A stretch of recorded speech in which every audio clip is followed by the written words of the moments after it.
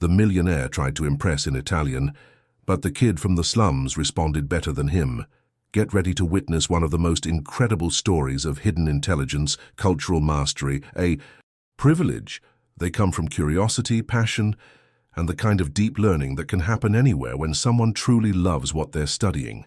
If you're ready to be inspired by this amazing story of unexpected expertise and cultural brilliance, make sure to hit that like button right now, subscribe to our channel for more incredible stories, and don't forget to ring that notification bell so you never miss our latest uploads. Trust me, you won't want to miss a single moment of what's about to unfold. Now let's dive into this extraordinary story that will remind you why we should never judge someone's knowledge by their background. Chapter 1. The Charity Gala.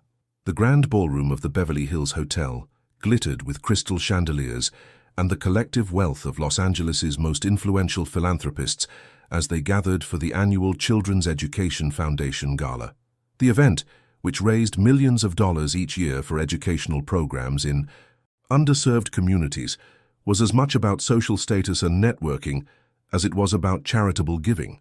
Standing near the auction display, adjusting his custom-tailored Armani tuxedo and practicing phrases under his breath, was Robert Wellington III, the 45-year-old heir to a real estate fortune worth over $800 million. Robert had recently returned from what he described as a cultural immersion trip to Italy, where he had spent 2 weeks taking intensive Italian language classes in Tuscany and visiting art museums in Florence and Rome. Tonight, Robert planned to demonstrate his newly acquired Italian skills during the auction, particularly when bidding on a rare 15th-century Venetian manuscript that was expected to sell for over $2 million. He had been telling everyone at his country club about his linguistic progress and his growing expertise in Italian Renaissance culture. "Roberto, my friend," called out Margaret Sterling, the media mogul whose communications empire had made her one of the most powerful women in California. "I hear you've become quite the Italian scholar during your recent travels." Robert smiled with obvious pride. "Margaret, it's been a transformative experience. There's something about immersing yourself in the culture and language that gives you a completely different appreciation for Italian art and history. I feel like I'm finally beginning to understand the Renaissance on a deeper level." What Robert didn't mention was that his immersion had consisted primarily of staying in luxury hotels, taking private lessons with expensive tutors, and visiting tourist attractions with English-speaking guides. His Italian vocabulary was limited to phrases needed for ordering wine, discussing art in basic terms, and making small talk about weather and travel. But Robert was confident that his 2 weeks of intensive study had given him sufficient expertise to impress the sophisticated crowd at tonight's gala, particularly when the Italian manuscript came up for auction. The evening's program included presentations about the Foundation's work in providing educational opportunities for children in East Los Angeles, South Central, and other underserved areas of the city. The irony was lost on most attendees that they were discussing educational inequality while surrounded by more wealth than most of the beneficiary communities would see in generations. "Ladies and gentlemen," announced Dr. Patricia Williams, the Foundation's executive director, "this evening we're privileged to have with us some of the young people who have benefited from your generous support over the years." 5 teenagers from various Foundation programs had been invited to the gala to share their experiences and thank the donors. They stood somewhat awkwardly at the side of the ballroom, clearly out of place in their borrowed formal wear among the Beverly Hills elite. One of the teenagers immediately caught Robert's attention, not because of his appearance, but because of what he was studying with obvious fascination. The boy, who appeared to be about 16 years old, was examining the auction catalogue with intense concentration, particularly the pages describing the Italian Renaissance artifacts and artwork. The teenager was Marco Rodriguez, a junior at Roosevelt High School in East Los Angeles. His family had immigrated from Mexico when he was 8 years old, and they lived in a small apartment where Marco shared a bedroom with his 2 younger siblings. His father worked construction when he could find steady employment, and his mother cleaned houses for wealthy families in Westwood and Beverly Hills. But what the gala attendees couldn't see was that Marco had spent the past 4 years teaching himself Italian through a combination of library books, online resources, and pure determination driven by his fascination with Renaissance art and culture. Marco's passion for Italian. Renaissance had begun accidentally when he found a damaged art history book in a dumpster behind the library. The book's chapters on Michelangelo, Leonardo da Vinci, and Caravaggio had captivated him in ways that his regular schoolwork never had. He began checking out every book about Italian art that the East LA library system contained, learning not just about the artwork, but about the historical and cultural context that created it. As his interest grew, Marco realized that truly, understanding Renaissance art required understanding the language in which it was created and discussed. So he began teaching himself Italian, starting with basic grammar books and progressing to reading Italian art criticism, historical documents, and even poetry from the Renaissance period. "Interesting choice of reading material," Robert commented as he approached Marco, gesturing toward the auction catalogue. "Are you interested in Italian art?" "Yes, sir," Marco replied politely, looking up from the catalogue. "Particularly the Renaissance period. The manuscript they're auctioning tonight is fascinating. It's from the workshop of Aldus Manutius in Venice, probably around 1495. Robert was mildly surprised that a teenager from the Foundations programs would know anything about 15th century Venetian publishing, but he assumed Marco had just read the description in the catalogue. "Ah, yes, Aldus Manutius," Robert said, with the confidence of someone who had recently learned about the famous printer during his Italian trip. "Quite an important figure in the development of modern printing techniques." "Absolutely," Marco agreed. His innovations in typeface design and book formatting revolutionized how classical texts were preserved and distributed. The italic typeface he developed was based on humanist cursive handwriting and allowed him to produce more compact, affordable editions of Greek and Latin classics. Robert paused, realizing that Marco's knowledge was more detailed than his own. But he pressed on, determined to demonstrate his recent cultural education. "I was just in Italy studying Renaissance culture," Robert said, attempting to shift to Italian to showcase his language skills. "La cultura italiana è molto bella e interessante." Italian culture is very beautiful and interesting. It was a simple sentence, grammatically correct, but pronounced with an obvious American accent and limited vocabulary that revealed Robert's superficial familiarity with the language. Marco's response was immediate and unexpected. "Certamente, signore, l'arte rinascimentale italiana rappresenta uno dei periodi più straordinari della creatività umana." Marco replied in fluent Italian with an accent that sounded remarkably authentic. "La sintesi tra tradizione classica e innovazione umanistica ha prodotto capolavori che continuano a ispirare artisti e studiosi in tutto il mondo." "Certainly, sir. Italian Renaissance art represents one of the most extraordinary periods of human creativity. The synthesis between classical tradition and humanistic innovation produced masterpieces that continue to inspire artists and scholars around the world." The silence that followed Marco's response was profound. Robert stared at the teenager in amazement, realizing that the young man had just spoken Italian with a fluency and sophistication that far exceeded his own hard-earned abilities. But more than the language skills, Marco's response demonstrated a deep understanding of Renaissance culture that went far beyond anything Robert had encountered during his expensive Italian cultural tour. The kid from the East LA housing projects had just outperformed a millionaire who had spent tens of thousands of dollars trying to acquire the very knowledge that Marco had taught himself through curiosity and determination. And this was only the beginning of an evening that would completely transform Robert's understanding of where true cultural sophistication and intellectual achievement could be found. Chapter 2. The Conversation. The small crowd that had gathered around Robert and Marco grew larger as other gala attendees became aware that something unusual was happening. A 16-year-old from East Los Angeles was speaking Italian with greater fluency and cultural knowledge than many of the wealthy philanthropists who had spent fortunes on European travel and private education. Margaret Sterling, whose media empire had made her one of the most culturally sophisticated people in Los Angeles, approached the conversation with obvious curiosity. "Young man, where did you learn to speak Italian so beautifully?" she asked Marco directly. "I taught myself, ma'am," Marco replied in English, then continued in Italian. Ho iniziato a studiare l'italiano 4 anni fa perché volevo capire meglio l'arte rinascimentale. È impossibile comprendere veramente Michelangelo, Leonardo o Caravaggio senza conoscere la lingua e la cultura che li hanno formati. I started studying Italian 4 years ago because I wanted to better understand Renaissance art. It's impossible to truly understand Michelangelo, Leonardo or Caravaggio without knowing the language and culture that formed them. Robert, still recovering from the shock of being outperformed by a teenager, attempted to regain his footing in the conversation. That's quite impressive, Marco. I've been studying Italian myself, though I focus more on contemporary conversational skills. Marco nodded respectfully.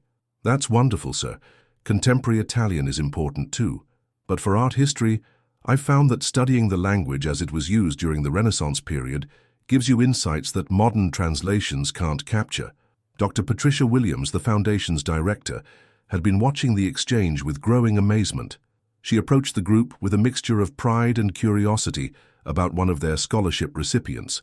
Marco, I had no idea you had developed such sophisticated language skills, she said. Have you been taking Italian classes through the Foundation's programs? No, ma'am, Marco replied. I study Italian on my own time using books from the library and online resources. The Foundation has been incredible in supporting my regular education, but this is more of a personal passion project. Dr. Williams realized that they were witnessing something remarkable, a student who had developed expertise that exceeded many college graduates through pure self-motivation and intellectual curiosity. Marco, could you tell us more about how you developed this interest in Italian Renaissance culture? Asked Charles Morrison, a prominent art collector whose private collection was worth over $50 million. Marco's eyes lit up with obvious enthusiasm as he began explaining his journey into Renaissance studies. It started when I found a damaged art history book behind the library when I was 12, Marco said. The chapter about Michelangelo's Sistine Chapel completely captured my imagination. But as I learned more about Renaissance art, I realized that you can't really understand it without understanding the historical and cultural context.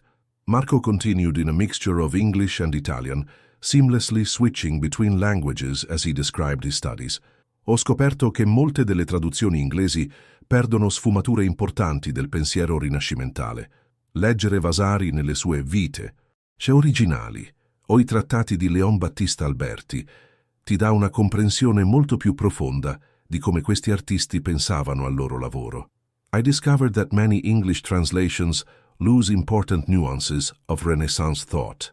Reading Vasari in his original lives or the treatises of Leon Battista Alberti gives you a much deeper understanding of how these artists thought about their work. The assembled crowd was beginning to understand that Marco possessed not just language skills, but comprehensive knowledge of Renaissance art history that had been acquired through years of dedicated independent study. Robert Wellington, whose expensive Italian lessons were looking increasingly superficial by comparison, made another attempt to demonstrate his cultural knowledge. Marco, you mentioned Vasari's Lives of the Artists, Robert said, switching to his practiced Italian. È un libro molto importante per capire l'arte italiana. It's a very important book for understanding Italian art. Again, Robert's Italian was grammatically correct but limited in vocabulary and cultural understanding. Marco's response was immediate and comprehensive. Assolutamente, signore, ma bisogna leggere Vasari con una comprensione critica del suo tempo e dei suoi pregiudizi. Vasari scriveva non solo come storico, ma come propagandista per la supremazia artistica fiorentina. Le sue descrizioni di artisti veneziani come Tintoretto o di artisti del nord Italia spesso riflettono rivalità regionali piuttosto che valutazioni oggettive del merito artistico. Absolutely, sir, but you need to read Vasari with a critical understanding of his time and his biases. Vasari was writing not only as a historian, but as a propagandist for Florentine artistic supremacy. His descriptions of Venetian artists like Tintoretto or northern Italian artists often reflect regional rivalries rather than objective evaluations of artistic merit. The sophistication of Marco's analysis was stunning. He wasn't just demonstrating language fluency, he was showing the kind of critical thinking and cultural analysis that characterized advanced graduate-level art history study. Margaret Sterling, whose own cultural education had cost her family hundreds of thousands of dollars in private schools and tutors, was obviously impressed. "Marco, your analysis of Vasari shows remarkable critical thinking," she said. "Have you considered pursuing art history at the university level?" Marco's expression showed both enthusiasm and resignation. "I would love to, ma'am, but college is expensive and my family needs me to work after high school to help support my younger siblings." The response revealed the economic realities that threatened to prevent Marco's exceptional abilities from being developed further, despite his obvious intellectual gifts and passionate dedication to his studies. Dr. Williams realized that they were witnessing not just an impressive display of self-taught knowledge, but a potential tragedy if Marco's abilities weren't given appropriate opportunities for development. "Marco," Dr. Williams said, "I think we need to discuss scholarship opportunities that could help you pursue higher education in art history or Italian studies." But before Marco could respond, the evening's auction was beginning, and the Venetian manuscript that had sparked the original conversation was about to be presented. What happened next would demonstrate that Marco's knowledge extended far beyond language skills and general cultural understanding to specific expertise about Renaissance artifacts that would astound even the professional art dealers and collectors in attendance. Chapter 3. The Auction. As the auction began, the assembled philanthropists took their seats while the professional auctioneer prepared to present the evening's most valuable lots. The Venetian manuscript that had caught Marco's attention was scheduled to be the highlight of the evening, with an estimated value of $2 to $3 million. Marco remained standing near the back of the ballroom, both because he obviously couldn't afford to bid on anything and because he felt out of place among the wealthy donors. But his attention was completely focused on the manuscript when it was brought forward for presentation. "Ladies and gentlemen," announced the auctioneer, "we're privileged to present Lot 47, a rare 15th century manuscript from the workshop of Aldus Manutius in Venice, circa 1495. This extraordinary example of early printing contains commentary on Aristotle's Poetics, with original marginalia that scholars believe may have been added by humanist philosophers of the period. The manuscript was displayed on a special stand where potential bidders could examine it closely. Robert Wellington moved forward with several other serious collectors, clearly intending to demonstrate his newly acquired expertise in Italian Renaissance culture. As Robert examined the manuscript, he attempted to engage the auctioneer and other collectors in conversation about its significance, again switching to Italian to showcase his language skills. "Questo manoscritto è veramente bello," Robert said with his characteristic limited vocabulary. "La stampa di Aldus è molto importante per la storia italiana." This manuscript is truly beautiful. Aldus's printing is very important for Italian history. The auctioneer, who was accustomed to dealing with wealthy collectors whose enthusiasm exceeded their expertise, nodded politely while preparing to begin the bidding process. But from the back of the ballroom, Marco's voice carried clearly in fluent Italian.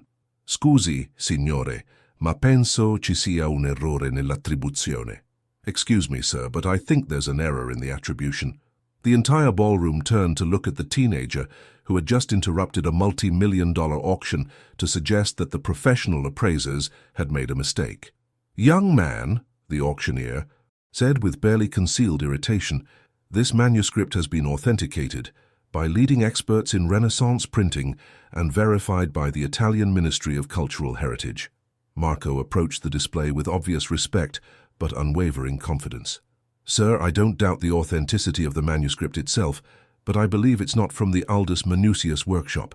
The silence in the ballroom was profound as hundreds of wealthy collectors and philanthropists watched a 16-year-old from East Los Angeles challenge the professional authentication of a multi-million-dollar Renaissance artifact. "Marco," Dr. Williams whispered urgently, "are you sure about this?" "Yes, ma'am," Marco replied, then switched to Italian as he began his analysis. "Se osservate attentamente il carattere tipografico, vedrete che manca la caratteristica inclinazione dell'italico aldino. Inoltre, la qualità della carta e la composizione dell'inchiostro sono più consistenti con le tipografie veneziane del primo Cinquecento, probabilmente la bottega di Giovanni Tacquino, o forse Francesco Marcolini. If you observe the typeface carefully, you'll see that it lacks the characteristic slant of Aldini Italic. Moreover, the paper quality and ink composition are more consistent with early 16th century Venetian printing houses, probably the workshop of Giovanni Taccuino, or perhaps Francesco Marcolini.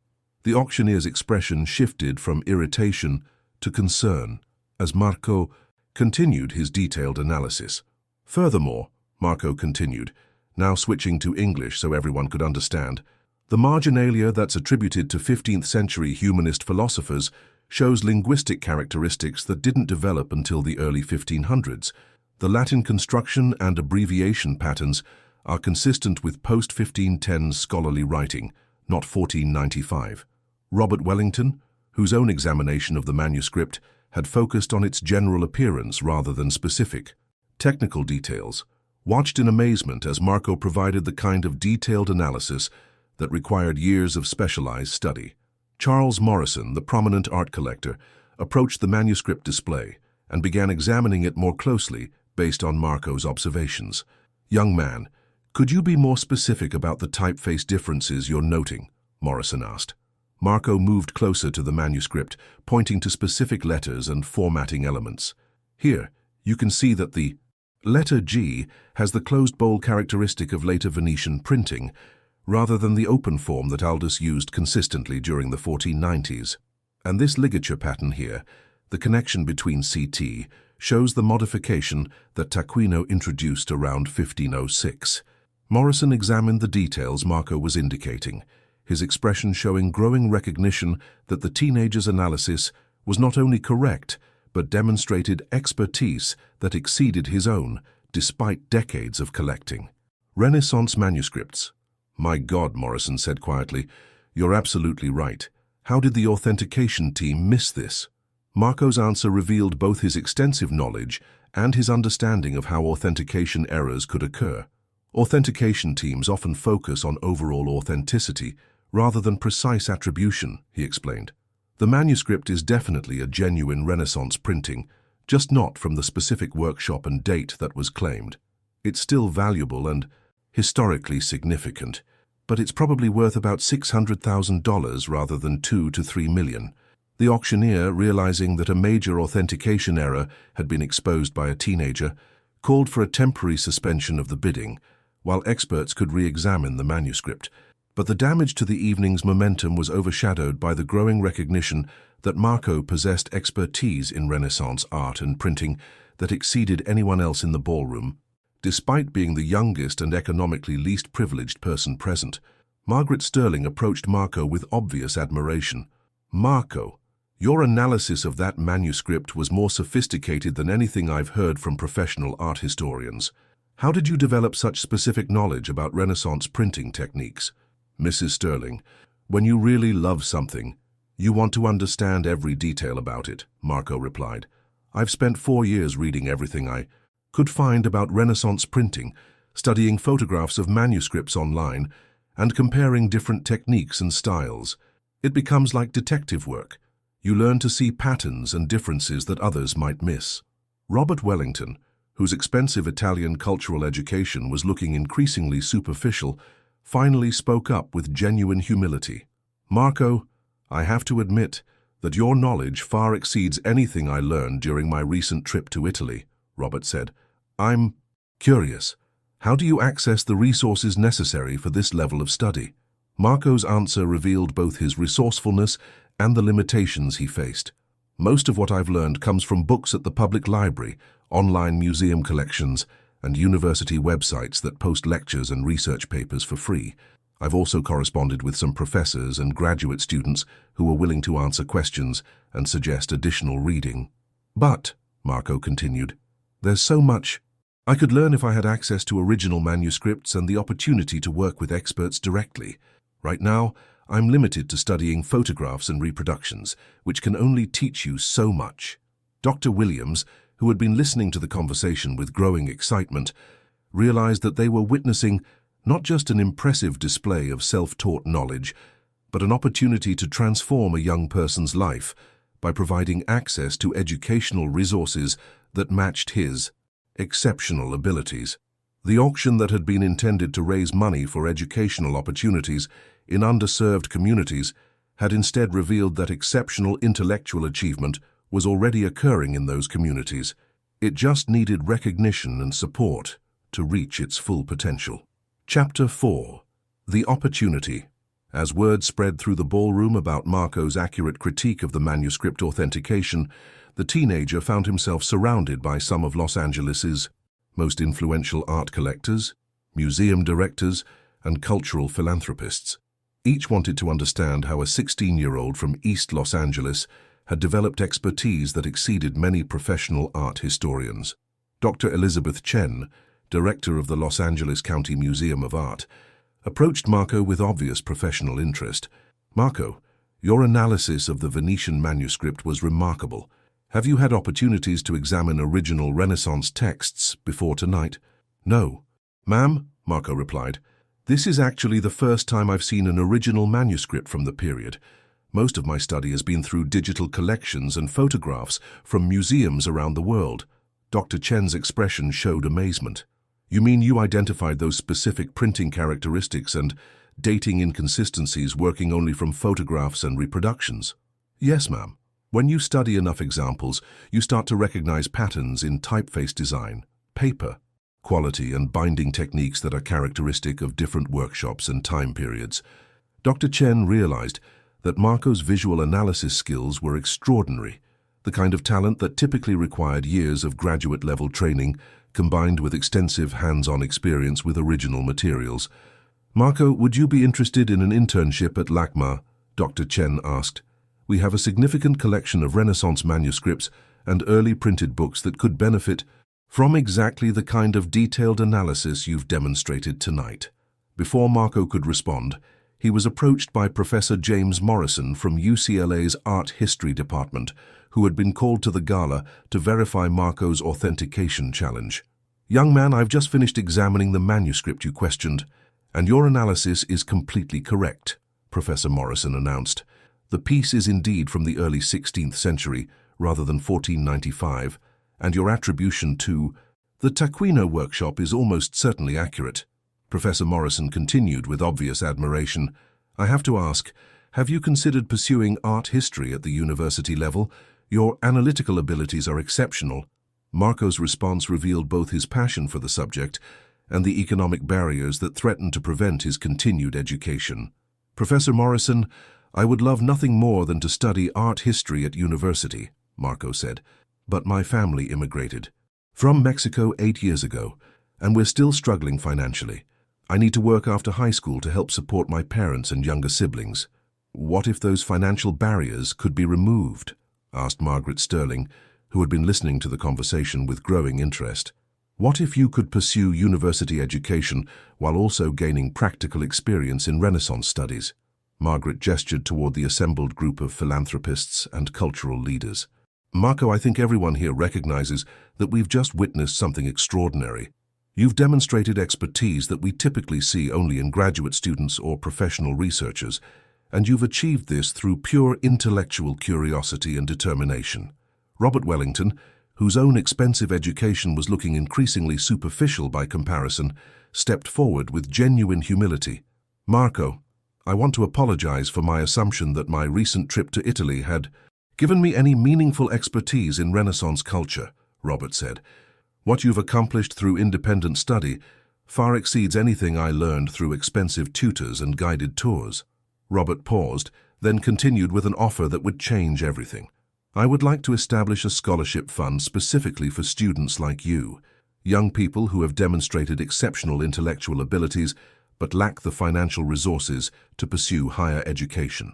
The offer was generous, but Dr. Chen had an even more comprehensive proposal. "Marco, what if we could create a program that combines university education with practical research experience? You could work with our Renaissance collection at a LACMA while pursuing your degree, gaining hands-on experience with original materials that would enhance your already remarkable analytical abilities." Professor Morrison added his own contribution to the developing opportunity. "UCLA would be honored to have Marco in our art history program. His analytical skills and passion for Renaissance studies would benefit not only his own education, but the research projects of our entire department." As the various offers and opportunities were discussed, Marco found himself overwhelmed by the sudden transformation of his circumstances. Just hours earlier, he had been a teenager from the projects whose education was limited by economic necessity. Now he was being offered scholarships, internships, and research, opportunities that could fulfill his deepest academic aspirations. "Ladies and gentlemen," Marco said, his voice showing both gratitude and the weight of responsibility he felt toward his family. "These opportunities are more generous than anything I could have imagined, but I need to make sure that accepting them wouldn't prevent me from helping support my family." Dr. Williams, who had been observing the conversation with growing excitement about the educational opportunities being created, stepped forward with a solution. "Marco, what if we structured these opportunities so that they included financial support not just for your education, but for your family as well?" she suggested. "The foundation could provide a comprehensive scholarship that covers your university expenses, while also providing a stipend that helps replace the income you would have contributed through work."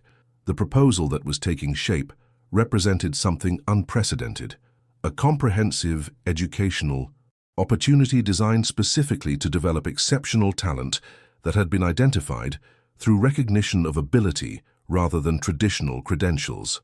Margaret Sterling, whose media empire had made her one of the most influential cultural figures in California, recognized the broader significance of what was happening. "What we're creating here isn't just a scholarship for one exceptional student," she said. "We're creating a model for identifying and developing intellectual talent that exists throughout our communities, but often goes unrecognized because it doesn't come with conventional credentials."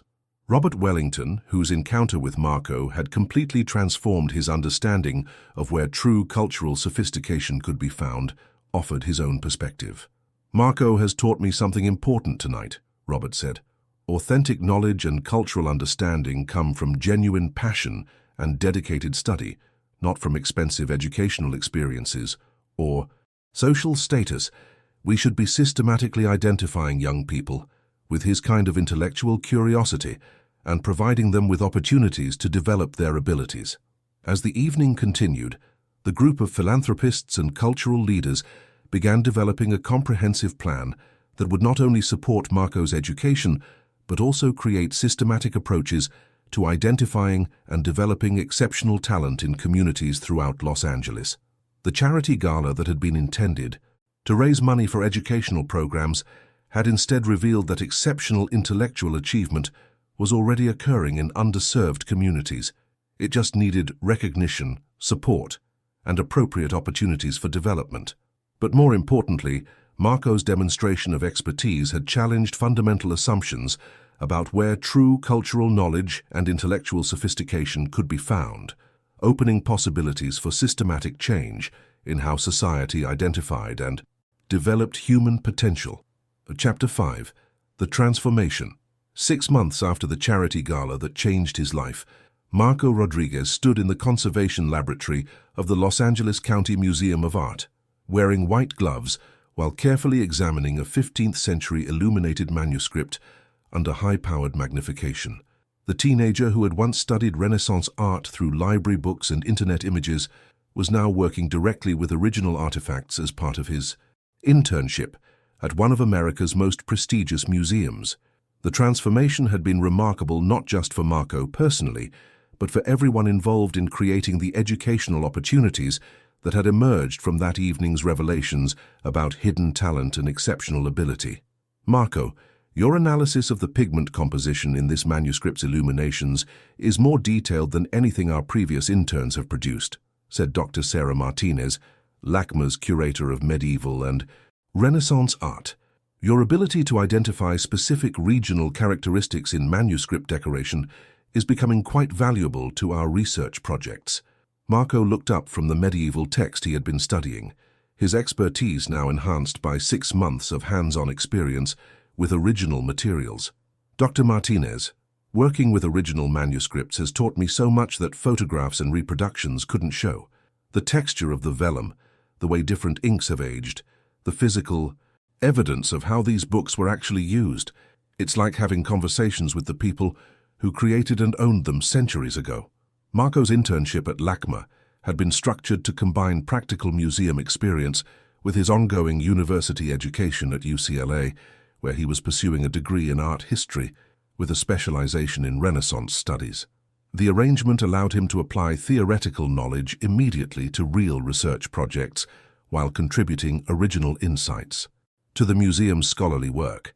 But perhaps more importantly, Marco's success had led to the creation of the Exceptional Talent Recognition Program, a systematic initiative to identify and develop intellectual abilities in communities throughout Los Angeles that traditional educational institutions had never reached. "Marco, I wanted to update you on the latest developments with the Talent Recognition Program," said Dr. Patricia Williams, the Children's Education Foundation director who had been coordinating the expansion of scholarship opportunities inspired by Marco's story. Over the past 6 months, the program had conducted talent identification workshops in community centers, libraries, and schools throughout East Los Angeles, South Central, and other underserved areas. The results had been extraordinary, discovering exceptional abilities in dozens of young people whose intellectual gifts had been overlooked by conventional educational assessment. We've identified 17 students with remarkable analytical abilities in fields ranging from mathematics and science to literature and cultural studies, Dr. Williams continued. Each of them demonstrates the same kind of passionate intellectual curiosity that characterizes your own approach to learning. The scholarship recipients included Maria Santos, a 15-year-old who had taught herself advanced calculus through online resources and was now working with UCLA's mathematics department on number theory research. There was Ahmed Hassan, a 17-year-old refugee from Syria who had developed sophisticated understanding of medieval Islamic art and architecture through independent study and was now collaborating with the Getty Museum on research projects. Most remarkably, the program had discovered Jennifer Chen, a 14-year-old whose self-taught expertise in classical music composition had led to her working with the Los Angeles Philharmonic on a project to reconstruct lost Baroque compositions using computer analysis and historical research. Each of these students shows the same pattern we saw with Marco, explained Professor James Morrison from UCLA, who had become the academic coordinator for the Talent Recognition Program. Exceptional intellectual ability combined with passionate dedication to subjects they love, developed through independent study and resourcefulness rather than formal instruction. The success of the program had attracted attention from educational institutions and philanthropic organizations throughout California and beyond. Stanford University had established a similar initiative to identify exceptional talent among immigrant and first-generation college students. Harvard had created a research center to study how unconventional educational backgrounds could produce intellectual achievements that exceeded traditional academic pathways. Most significantly, Robert Wellington had used his real estate fortune to establish the Wellington Foundation for Hidden Genius, a national organization dedicated to identifying and developing intellectual talent in communities that traditional recruiting methods had never reached. "Marco's story taught me something fundamental about human potential," Robert explained during a foundation board meeting. "Exceptional intellectual ability exists throughout our population, but our systems for recognizing and developing that ability are limited by assumptions about where intelligence can be found." Robert's own transformation had been as significant as Marco's in different ways. His encounter with the teenager, who outperformed his expensive education, had led him to completely reconsider his approach to cultural learning and philanthropic giving. Instead of pursuing superficial cultural experiences designed to enhance his social status, Robert had begun serious scholarly study of Renaissance art and history, working with the same professors and using the same resources that were available to Marco and other scholarship recipients. "I realized that authentic cultural knowledge requires genuine intellectual engagement, not just expensive educational experiences," Robert told Margaret Sterling during a dinner celebrating the Foundation's first-year accomplishments. "Marco's dedication to understanding Renaissance culture taught me the difference between acquiring credentials and acquiring wisdom." Margaret Sterling, whose media empire had provided extensive coverage of the talent recognition program, had seen the broader implications of what they were creating.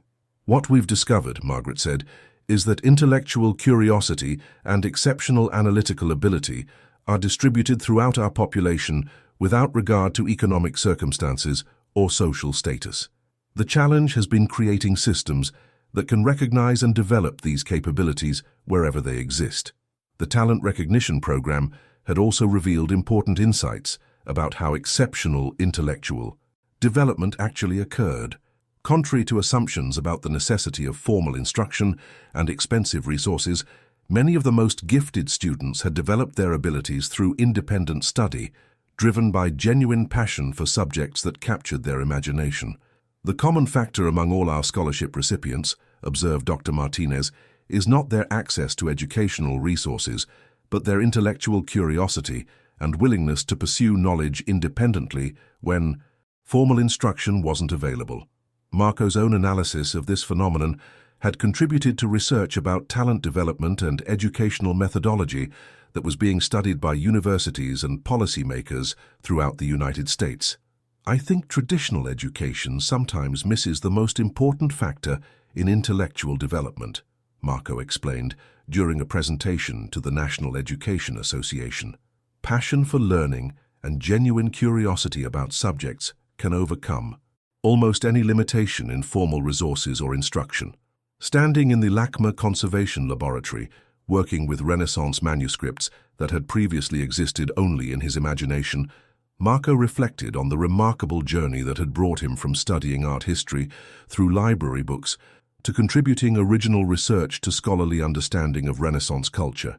But what excited him most wasn't his personal transformation, it was the recognition that exceptional intellectual ability existed throughout every community, waiting to be discovered and developed by systems humble enough to look beyond conventional assumptions about where intelligence could be found. The kid from the housing projects who had taught himself Italian to understand Renaissance art had become proof that genius existed everywhere, and that the most important educational opportunities were those that recognized and cultivated human potential regardless of its current circumstances. Chapter 6. The Collaboration. 1 year after Marco's dramatic demonstration of hidden expertise at the Beverly Hills Charity Gala, his work had evolved from individual achievement to collaborative leadership in transforming how institutions identified and developed exceptional talent. Standing before the United Nations Educational, Scientific and Cultural Organization, UNESCO, in Paris, Marco was presenting research on talent recognition methodologies that could be implemented globally. Distinguished delegates, Marco began in fluent French, then continued in Italian, Spanish and English as he addressed the international audience. Our research has demonstrated that exceptional intellectual ability exists within every population, independent of economic circumstances, formal educational access or social status.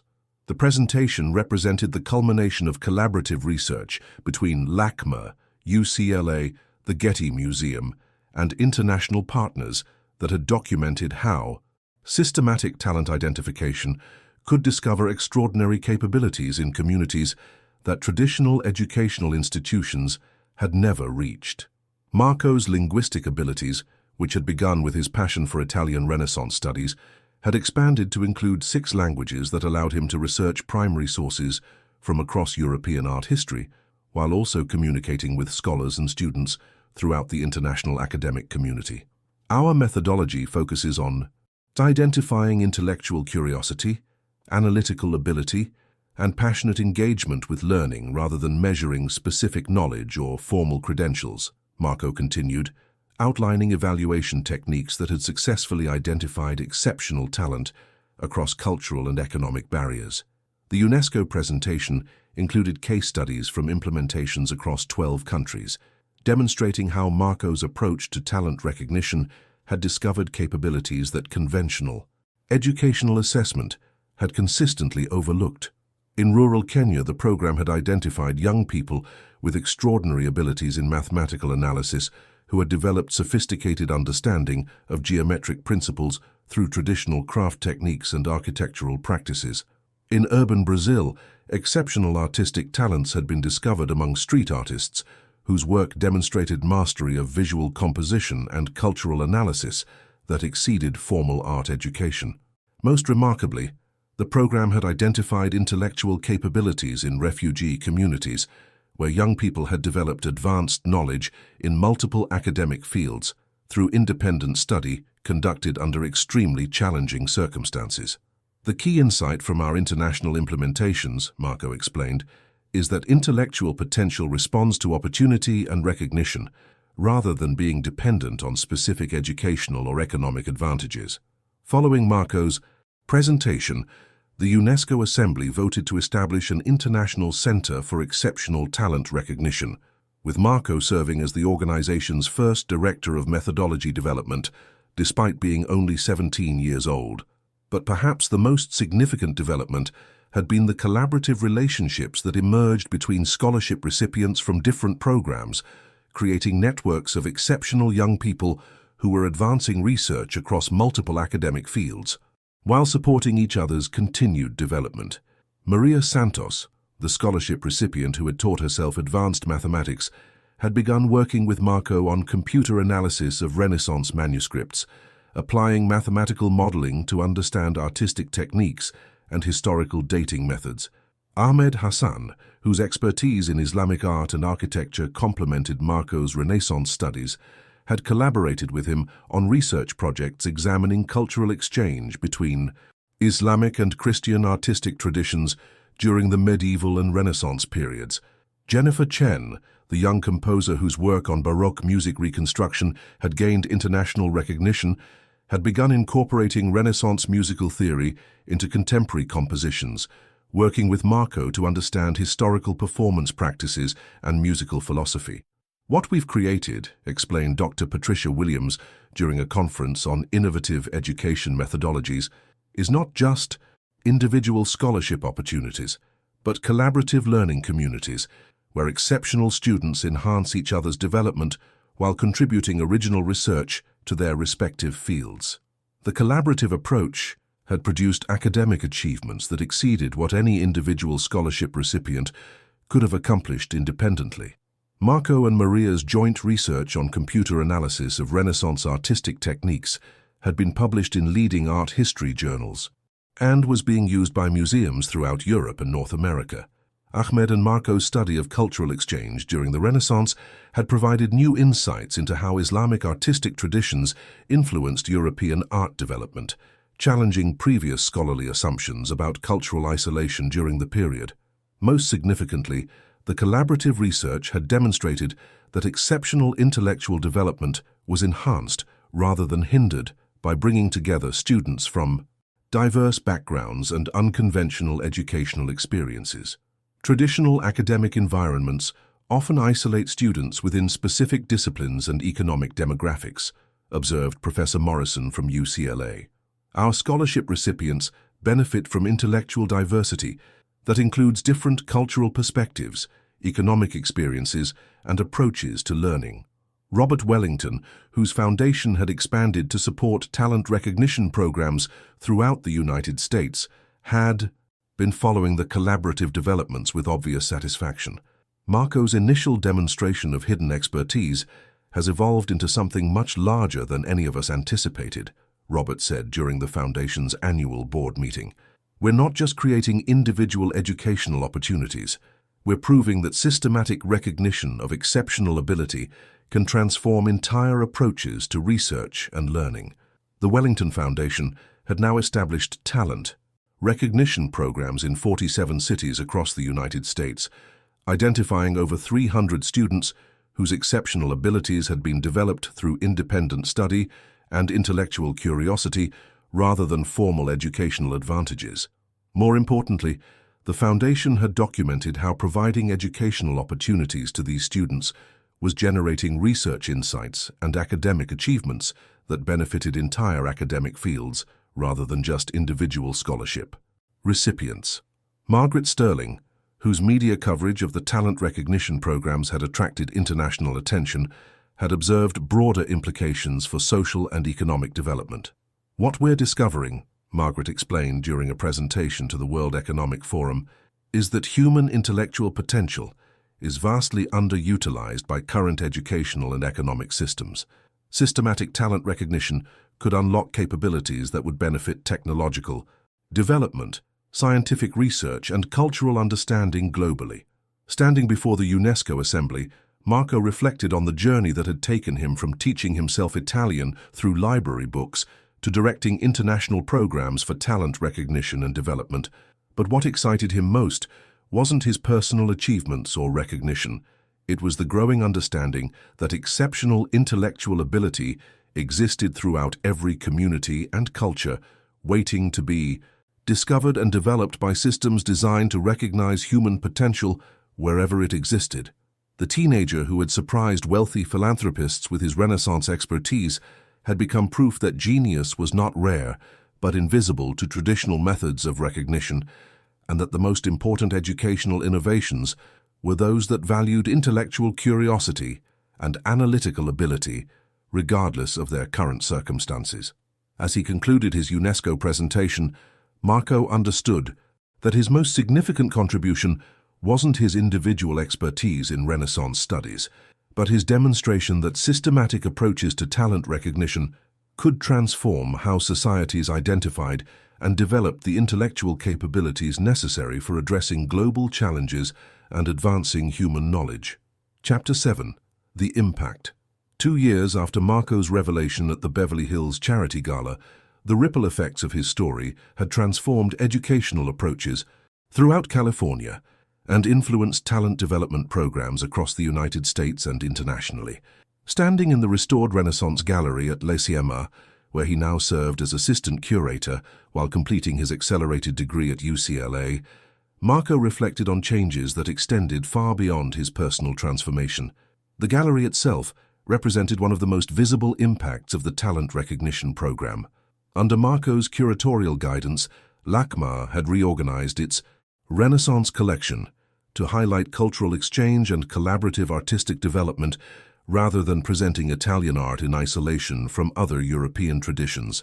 Marco, the new exhibition design has increased visitor engagement by 40%, while providing much more accurate historical context for Renaissance artistic development, reported Dr. Sarah Martinez, who had become Marco's mentor and collaborator in reimagining how museums could present complex historical narratives. The exhibition, titled Renaissance Without Borders, demonstrated how artistic techniques, philosophical ideas, and cultural innovations had flowed between Islamic, Byzantine, and Western European traditions during the 14th through 16th centuries. Marco's multilingual research abilities and collaborative work with Ahmed Hassan had provided documentation that challenged traditional assumptions about cultural isolation during the Renaissance period. But the museum exhibition was just one example of how the talent recognition program had generated research insights that were advancing academic understanding across multiple fields. Maria Santos, now 18 and working simultaneously on her UCLA mathematics degree and research collaborations with the California Institute of Technology, had developed computer modeling techniques that were revolutionizing art authentication and historical analysis. Maria's mathematical approach to analyzing brushstroke patterns and pigment composition has provided authentication tools that are more accurate than traditional expert analysis, explained Dr. Robert Kim, director of the Getty Conservation Institute. She's created methodologies that can identify forgeries and confirm attributions with unprecedented precision.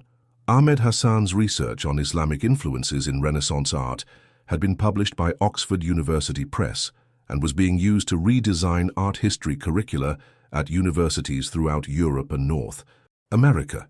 Jennifer Chen's work on Baroque music reconstruction had led to collaborations with leading orchestras and recording companies, producing performances of previously lost compositions that were attracting international attention from both scholars and music lovers.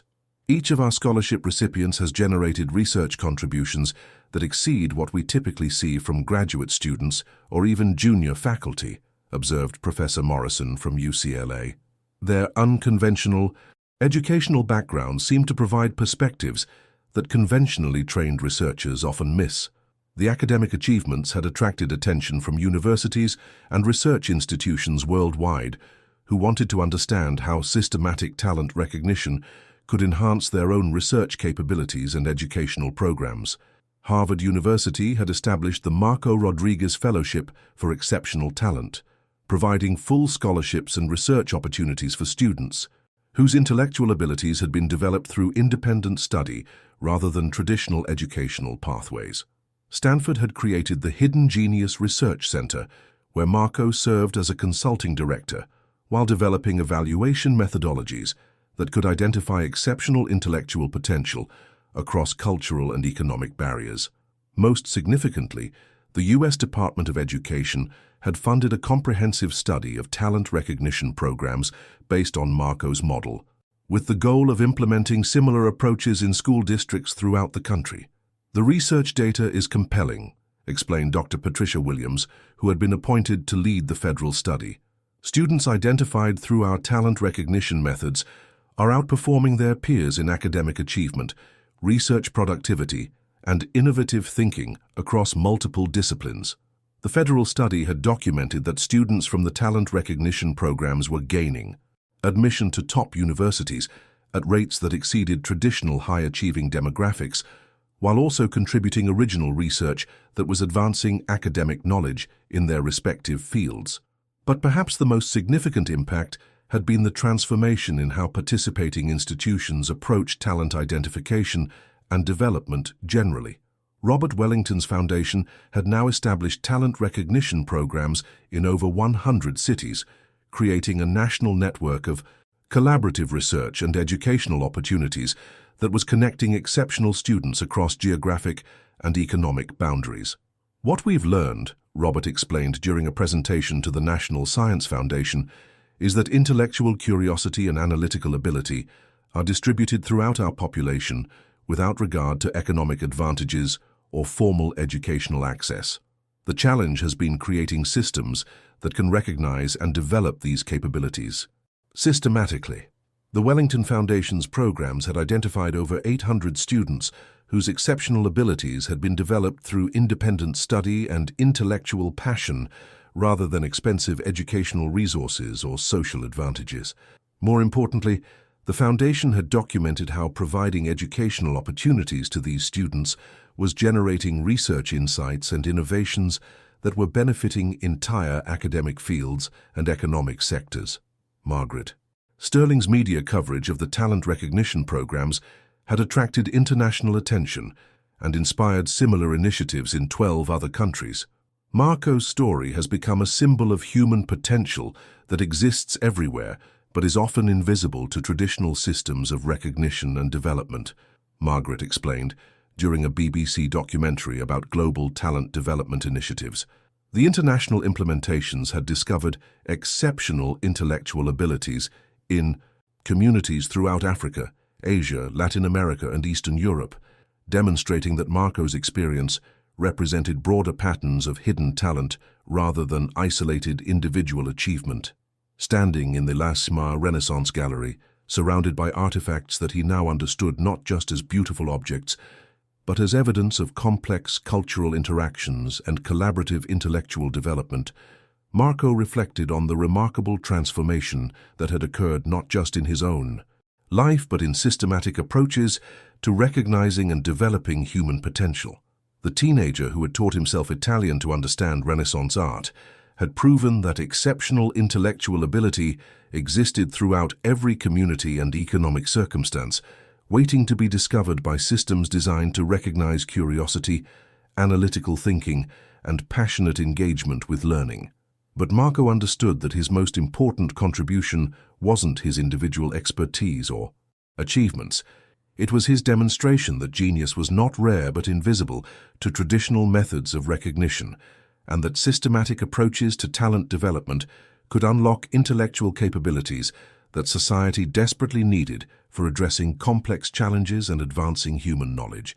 As he prepared for his next presentation to UNESCO about expanding international talent recognition programs, Marco carried with him the understanding that his story represented not exceptional individual achievement, but proof that human intellectual potential existed everywhere, requiring only recognition, opportunity, and support to contribute meaningfully to advancing civilization and solving the challenges facing humanity. Chapter 8. The Global Movement. 5 years after Marco Rodriguez first demonstrated his Renaissance expertise at a Beverly Hills charity gala, he stood before the World Economic Forum in Davos, Switzerland, presenting a comprehensive framework for global talent recognition that had been implemented by educational institutions, corporations, and governments across 6 continents. At 21, Marco had completed his PhD in art history from UCLA, while simultaneously serving as Director of International Talent Development for the United Nations Educational, Scientific, and Cultural Organization. His dissertation on cultural exchange during the Renaissance had been published by Cambridge University Press and was being used to restructure art history curricula at universities throughout the world. But Marco's most significant achievement wasn't his individual academic success.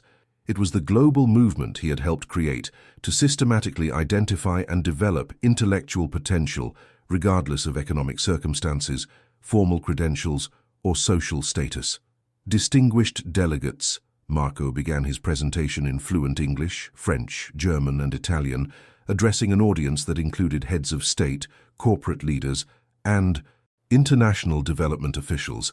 Our 5 years of global implementation have demonstrated that exceptional intellectual ability exists within every population, independent of economic development, educational infrastructure, or technological access.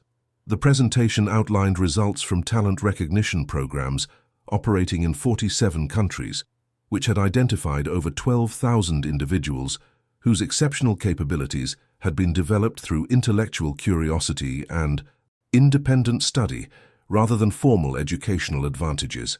The global implementations had discovered remarkable intellectual achievements in every cultural and economic context where systematic talent recognition had been applied. In rural Bangladesh, the program had identified young people who had developed sophisticated understanding of hydraulic engineering through observation of traditional irrigation systems and had created improvements that were now being implemented by international development agencies. In urban Nigeria, exceptional capabilities in computer programming and software development had been discovered among young people who had taught themselves coding through basic mobile phones and limited internet access, creating applications that were addressing local development challenges.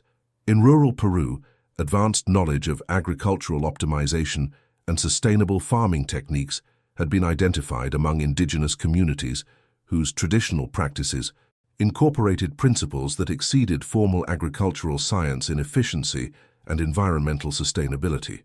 Each implementation has revealed that intellectual potential responds to recognition and opportunity rather than being dependent on specific educational or economic advantages, Marco explained to the Davos audience. The global talent recognition movement had produced research insights and innovations that were advancing multiple fields simultaneously while creating collaborative networks of exceptional individuals who were addressing complex challenges that required interdisciplinary approaches. Maria Santos, now completing her PhD in applied mathematics at MIT, while working with NASA on space exploration algorithms, had developed computational methods that were being used for everything from climate modeling to financial risk analysis. Ahmed Hassan had founded an international cultural preservation organization that was using advanced technology to document and protect artistic heritage in conflict zones throughout the Middle East and North Africa. Jennifer Chen was composing symphonic works that incorporated musical traditions from around the world while serving as cultural attaché for international music exchange programs. Our scholarship recipients have generated academic achievements and real-world innovations that exceed what traditional educational pathways typically produce, Marco continued.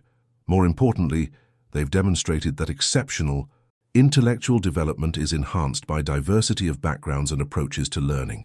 The collaborative networks that had emerged from the talent recognition programs were addressing global challenges that required exactly the kind of innovative thinking and cultural competency that characterized students who had developed their abilities through intellectual passion rather than conventional instruction. Climate change research was being advanced by young scientists from around the world, who brought traditional ecological knowledge and community-based research methods to supplement formal scientific approaches. International development programs were being redesigned by individuals who understood both advanced economic theory and grassroots community dynamics, creating initiatives that were more effective than traditional top-down development models. Technological innovation was being driven by programmers and engineers who combined formal computer science knowledge with cultural insights and creative problem-solving approaches that reflected their diverse educational backgrounds. What we've discovered, Marco explained, is that global challenges require intellectual capabilities that extend beyond any single educational tradition or cultural approach to knowledge. The most effective solutions emerge from collaborative networks that include diverse perspectives and unconventional approaches to learning. The World Economic Forum presentation concluded with a comprehensive proposal for scaling talent recognition programs globally, creating international networks of exceptional individuals who could collaborate on addressing humanity's most pressing challenges while continuing their own educational and professional development. The response was immediate and enthusiastic. Within 6 months, talent recognition programs had been established in 20 additional countries, with funding provided by a coalition of governments, corporations, and international development organizations. More significantly, the Global Talent Recognition Initiative had been established as a permanent international organization with headquarters in Geneva and regional centers on every continent. But for Marco personally, the most meaningful development had been the opportunity to return to East Los Angeles and establish a community center where young people could access the same educational resources that had transformed his own life. The Marco Rodriguez Center for Educational Excellence provided free access to university-level courses, research opportunities, and mentorship programs designed to identify and develop exceptional abilities among young people whose circumstances might otherwise prevent them from pursuing their intellectual interests. I want every young person in this community to know that their curiosity and intelligence are valuable, regardless of their family's economic situation or their school's resources, Marco explained. During the center's opening ceremony, the center had already identified dozens of young people with exceptional abilities in fields ranging from mathematical analysis and scientific research to artistic creativity and cultural studies. Standing in the same East Los Angeles neighborhoods where he had grown up, Marco reflected on the journey that had taken him from teaching himself Italian through library books to directing international programs that were transforming how societies identified and developed human potential. The kid from the housing projects who had impressed wealthy philanthropists with his Renaissance knowledge had become proof that intellectual curiosity and analytical ability were distributed throughout every population, waiting to be recognized and cultivated by systems designed to value human potential wherever it existed. But Marco understood that his most important legacy wouldn't be his individual achievements or recognition.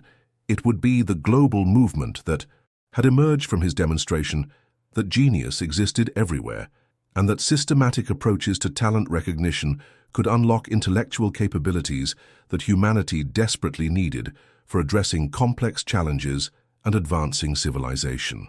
As he prepared for his next international presentation about expanding talent recognition programs throughout Latin America, Marco carried with him the understanding that every community contained exceptional intellectual potential, requiring only recognition, opportunity, and support to contribute meaningfully to solving the challenges facing humanity and advancing human knowledge for the benefit of all people everywhere.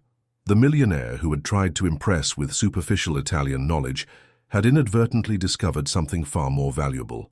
That authentic intellectual achievement and cultural understanding existed in unexpected places, developed through passion and curiosity rather than privilege and expense. And the young man from the slums who had responded better than anyone expected had proven that human potential knew no boundaries of economics or status, waiting only for recognition and opportunity to contribute its gifts to the world. What an incredible journey we've witnessed together. From that stunning moment when Marco demonstrated his Renaissance expertise and linguistic fluency, completely outperforming a millionaire's expensive education, to watching him transform the entire global approach to identifying and developing hidden talent. This story proves that true knowledge and cultural sophistication come from genuine passion and intellectual curiosity, not from wealth or social privilege. Marco's transformation from a kid studying Renaissance art through library books to becoming an international leader in talent recognition shows us that exceptional intellectual ability exists in every community and every economic circumstance. His story reminds us that the young person in your neighborhood who seems unremarkable might possess exactly the kind of innovative thinking and cultural knowledge that could change the world, if only we're wise enough to recognize it. If this story inspired you as much as it inspired me, please show your support by hitting that like button and subscribing to our channel for more incredible stories of hidden genius and unexpected expertise. Share this video with someone who needs to remember that intelligence and cultural understanding can flourish anywhere when fueled by genuine curiosity and determination. And remember, you might encounter extraordinary talent today without even realizing it. The question is, are you paying attention to the intellectual capabilities that exist in unexpected places, or are you missing opportunities because of assumptions about whose knowledge and abilities matter?